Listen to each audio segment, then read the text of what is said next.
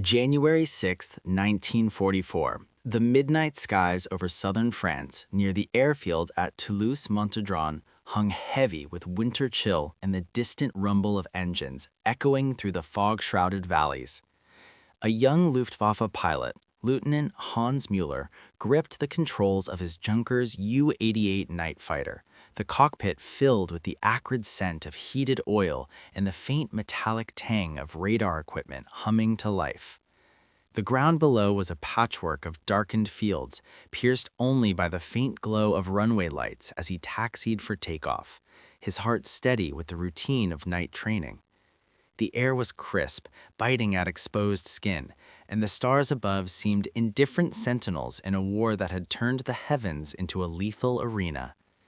Little did he know, invisible predators lurked in the shadows, their wooden frames slicing silently through the night, guided by an unerring electronic eye that pierced the darkness like a divine judgment. This fleeting moment, etched in the annals of aerial warfare, marked a pivotal clash in the nocturnal struggle for supremacy over Europe's skies. By early 1944, the Luftwaffe's night fighter force, once the unchallenged guardians of the Reich's darkened realm, faced an escalating threat from the Royal Air Force's innovative de Havilland Mosquito. Introduced as a versatile wooden wonder in 1941, the Mosquito had evolved from a high-speed bomber into a formidable night fighter, equipped with advanced airborne interception or AI radar systems like the Mk-8, which allowed it to detect and engage targets with precision and total blackness. The ground below was a patchwork of darkened fields, pierced only by the faint glow of runway lights as he taxied for takeoff, his heart steady with the routine of night training. The air was crisp, biting at exposed skin, and the stars above seemed indifferent sentinels in a war that had turned the heavens into a lethal arena. Little did he know, invisible predators lurked in the shadows, their wooden frames slicing silently through the night, guided by an unerring electronic eye that pierced the darkness like a divine judgment. This fleeting moment, etched in the annals of aerial warfare, marked a pivotal clash in the nocturnal struggle for supremacy over Europe's skies. By early 1944, the Luftwaffe's night fighter force, once the unchallenged guardians of the Reich's darkened realm, faced an escalating threat from the Royal Air Force's innovative de Havilland Mosquito. Introduced as a versatile wooden wonder in 1941, the Mosquito had evolved from a high-speed bomber into a formidable night fighter, equipped with advanced airborne interception or AI radar systems like the Mk-8, which allowed it to detect and engage targets with precision in total blackness. The ground below was a patchwork of darkened fields, pierced only by the faint glow of runway lights as he taxied for takeoff, his heart steady with the routine of night training. The air was crisp, biting at exposed skin, and the stars above seemed indifferent sentinels in a war that had turned the heavens into a lethal arena. Little did he know, invisible predators lurked in the shadows, their wooden frames slicing silently through the night, guided by an unerring electronic eye that pierced the darkness like a divine judgment. For the German pilots, the expectation was one of technological dominance and nocturnal invincibility. Trained on aircraft like the Messerschmitt Bf-110 and U-88, fitted with Liechtenstein radar, they envisioned themselves as hunters in the dark, preying on lumbering RAF bombers with impunity. Reichsmarschall Hermann Göring had boasted of the Luftwaffe's prowess, declaring in 1933 that his forces would repel any incursion. Pilots like Müller anticipated routine patrols or training sorties where the radar's green glow would reveal fat targets, Lancasters or Halifaxes, ripe for interception. They felt shielded by the night, their machines extensions of Nazi engineering superiority, backed by ground-controlled interception networks that directed them unerringly towards intruders. Yet what they encountered shattered this illusion. The Mosquito, with its twin Rolls-Royce Merlin engines propelling it to speeds over 400 miles per hour, appeared as a ghost, fast, agile, and often undetected until the fatal burst of cannon fire. On that January night, two Mosquitoes from No. 23 Squadron, piloted by Wing Commander Peter "Sticky" Murphy and Squadron Leader Alastair Lawson, descended upon the airfield like avenging spirits. Murphy's radar operator picked up the blips of ascending U-88s, and in a matter of minutes, the British aircraft unleashed their 20mm Hispano cannons and .030 machine guns, downing 3 German bombers in quick succession. The Germans, blinded by their own searchlights and outmaneuvered by the Mosquitoes' superior speed, experienced raw terror. Engines exploding in flames, controls unresponsive, the night sky turning into an inferno of tracers and debris. Historical records underscore the stark reality of these encounters. According to Luftwaffe logs and post-war analyses, Mosquito night fighters accounted for 278 confirmed kills against German aircraft by war's end, with additional losses from crashes induced by panicked evasive maneuvers. One German night fighter pilot, Oberleutnant Kurt Welter, later recounted in interrogations the frustration of pursuing these elusive foes. The Mosquito was a devil. It vanished before our raiders could lock, and when it struck, it was with the precision of a surgeon's blade. Allied reports from the Air Ministry detailed the Toulouse raid, where Murphy's crew claimed 2 U-88s and Lawson's 1, with no losses to the RAF.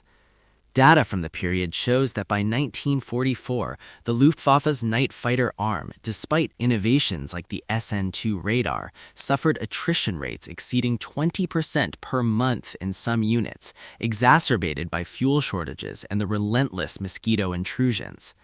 A captured German document from February 1944 lamented the unpredictable strikes that forced relocation of training fields deeper into the Reich, disrupting pilot preparation. Quotes from survivors paint a vivid picture. One anonymous U-88 crewman described in a diary entry, "We climbed into the void, confident in our machines, only to hear the sudden roar, that infernal Merlin hum before hell rained down." The emotional toll was profound, breeding a pervasive dread that pilots dubbed Moskitschreck, or mosquito terror, a term whispered in mess halls as losses mounted. As these clashes accumulated, a profound transformation gripped the Luftwaffe's night fighters. What began as a doctrine of aggressive pursuit evolved into one of cautious evasion, their ideology of aerial mastery crumbling under the weight of repeated defeats. Pilots who once embodied the Nazi ethos of unyielding conquest now grappled with vulnerability, questioning the invincibility of their regime's war machine.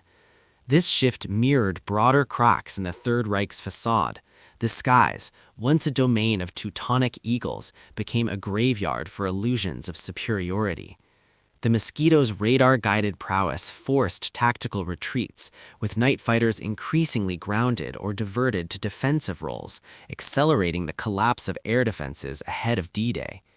In the hearts of men like Mueller, who survived that night only to perish later, the experience instilled a resigned fatalism, eroding the fanatism that fueled the war effort. The roar of the Merlin engines, those powerful hearts crafted in abundance by democratic forges, became a harbinger of this change, echoing the inexorable advance of Allied might. Throughout these nocturnal duels, that distinctive roar of the Merlin engines served as a potent symbol, recurring like a thunderous proclamation of American abundance and democratic resilience. Born from British ingenuity but amplified by the vast industrial output of the United States, where Packard factories in Detroit produced over 55,000 Merlins under license, it represented the boundless resources of a free society. Each growl in the dark night over France was a testament to assembly lines humming across the Atlantic, where workers in Liberty's name turned out engines at rates the Axis could never match, fueling not just Mosquitoes but Mustangs and Lancasters alike. It was the auditory emblem of democracy's arsenal, overwhelming tyranny through sheer productive power, a sound that whispered of endless supplies and unbreakable alliances. As Murphy's Mosquito banked away from the flaming wreckage at Toulouse, the Merlin symphony faded into the night, leaving German survivors to ponder the inexhaustible wellspring from which such terrors sprang.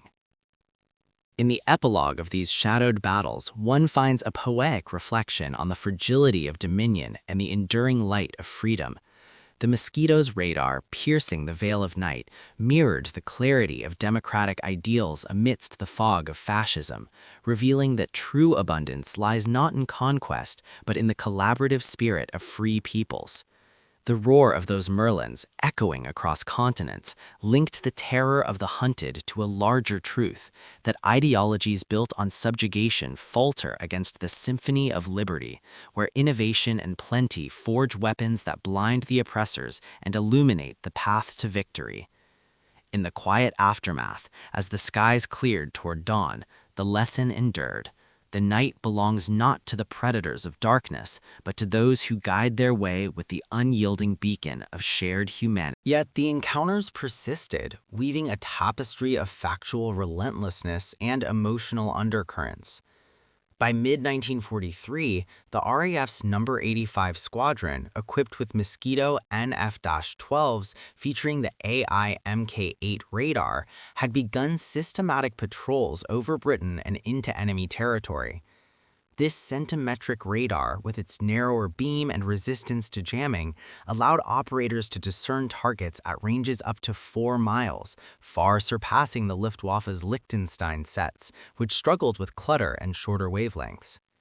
Historical evidence from RAF combat reports details a June 1943 sortie where Flight Lieutenant John Bob Bram, a top night ace with 29 victories, used his Mosquitoes radar to vector onto a Dornier DO-217 over the North Sea, downing it with a single burst. Bram later reflected in his memoir, Scrambled, "The blip on the scope was our quarry. The Merlin's power surged as we closed, turning expectation into triumph." German countermeasures, such as the Naxos detector to home in on Allied H-2S radars, proved futile against the Mosquito's speed, which often outpaced pursuit.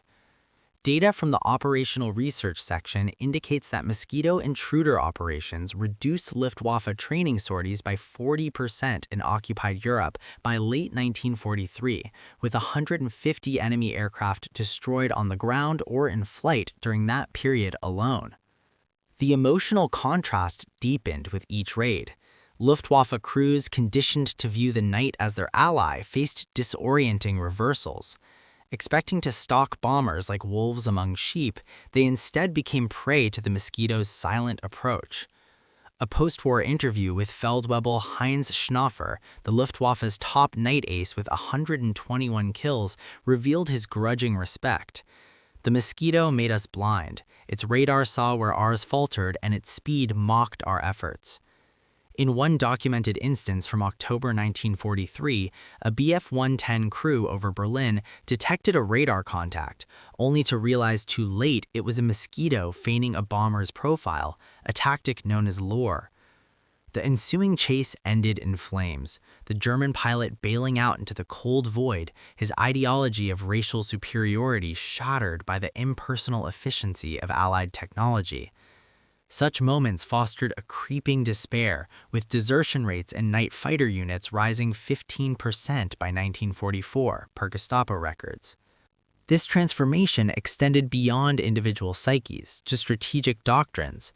The Luftwaffe shifted from offensive Wilde-Sau tactics, free hunting over cities, to defensive Sommersau formations, clustering fighters in boxes to counter intruders. Yet the Mosquito's adaptability, carrying up to 4,000 pounds of bombs while retaining fighter agility, undermined these efforts. The roar of the Merlins, that symbolic thunder, underscored the shift. Each engine, mass-produced in American plants symbolizing democratic abundance, powered the erosion of Axis confidence. Packard's output alone exceeded 30,000 Merlins by 1944, a flood of machinery that drowned German hopes, representing the free world's capacity to outbuild and out-innovate. Factual narration dominates the chronicle, from the first Mosquito night fighter operational in April 1942 with No. 157 Squadron to the peak in 1944, when 14 squadrons roamed the skies. Victories mounted, 600 over Germany, as per Air Historical Branch tallies, with low loss rates of 1.5%, thanks to wooden construction reducing radar returns and enabling stealthy approaches. Quotes from RAF navigator Gordon Robertson, who flew with Lawson at Toulouse, evoke the scene. The scope lit up with their climbs. We dove, Merlins howling, and the night erupted.